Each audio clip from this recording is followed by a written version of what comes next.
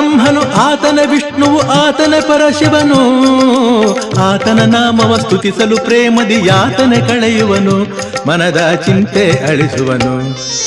ದತ್ತನ ನೆನೆ ಮನವೇ ಶ್ರೀ ಗುರು ದತ್ತನ ನೆನೆ ಮನವೇ.